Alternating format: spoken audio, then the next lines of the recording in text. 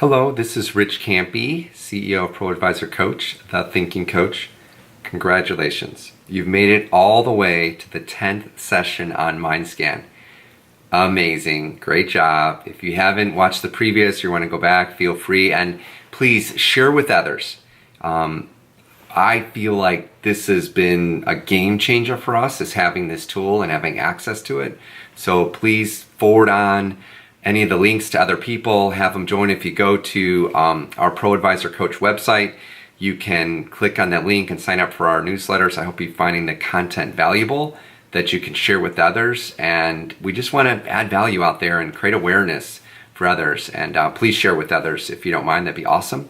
All right, well, let's jump into it. So the action list. All right, this is like, what can we do about it? Like, what do we do? And notice I have on here the heart, the hands, and the crown. Does that ring a bell to anyone? Heart, hands, crown.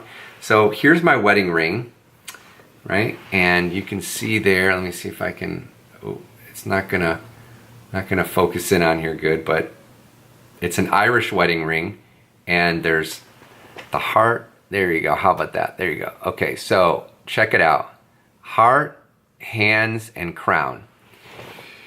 So the heart, hands, and crown on an Irish wedding ring represent, what we just talked about. Which one do you think is the heart? That's the relator, right? And which one are the hands? The hands are the doer, and the crown represents the thinker. So just an easy way to remember: heart, hands, and crown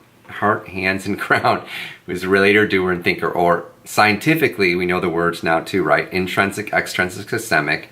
Happening in how many worlds, right? 2 worlds, and we're measuring what? Clarity and bias. All right, so what do we do about it?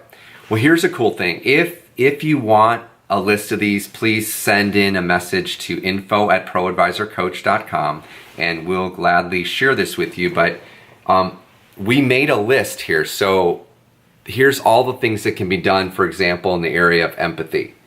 And then we made a list of all the things that can be done in the practical. And so over time, we found out people that have high practical do certain things. Like, there's a reason they're high practical. And same thing with those that have high self-empathy or great role awareness. There's things that can be done to help work out that specific muscle. So let me back up just a minute. I'm going to give you some ideas of each dimension of what you can do, but there are certain things in the Mindscan that can change, and there's other things that can't. So much like our skin color, right, or our height, so I'm 6'2", my height's probably not going to change. Maybe it'll go down a little bit as I get older, but probably not going to change that much. My blood type, my skin color, my eye color, probably not going to change. But there's some things that can fluctuate a little bit, right, that we can move around. So same thing is true in the Mindscan. It's like my physical attributes, my muscle, density can change if I work out. If I eat better, I tend to have a little bit high cholesterol levels. And if I don't eat eggs and cheese and things like that, my cholesterol level goes down. So I'll probably always have a natural propensity to have a higher cholesterol level, but I can do things to make adjustments there. Where other things, I'm probably not going to change my eye color or my height. Same thing is true in the Mindscan. There are some things that are just what it is what it is. So the external circles, the size of those circles externally, probably won't change too much over time. It can change a little bit, maybe one circle up or down, but the size is probably not going to change. The internal size of the circles can change. In fact, the more you get the internal worlds to match up with the external worlds, the more you're at a place of maximizing your potential. Meaning you're using everything you have. So if the circles on the bottom are the same as the circles on top, you're self-actualizing. You're using all of your potential because you clearly understand it internally and externally. The up and the down in the scales, the biases, those can change quickly. As you get good at this and get intentional about it, you can quickly adjust how you move those biases just by having the awareness and working those thinking muscles. So as an example, if I'm having a conversation with my daughter and we really need to be present and we need to be really in a relator place, like maybe she's really struggling with something and she just needs me to listen, and to have high relator and just to hold her and just to be there for her. That's high empathy. And that's a place that we'd want to be in that moment.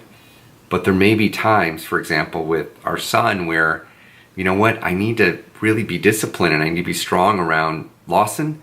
Look, this is what needs to happen. So in those moments, I may need to lower my bias and the empathy because I don't want to get caught up in all of his feelings because I know there's something needs to happen, maybe around schoolwork or discipline that needs to happen for him. Now, it could be reversed. So it could be that our daughter's that way and son the other way or vice versa, or even with leading people, right?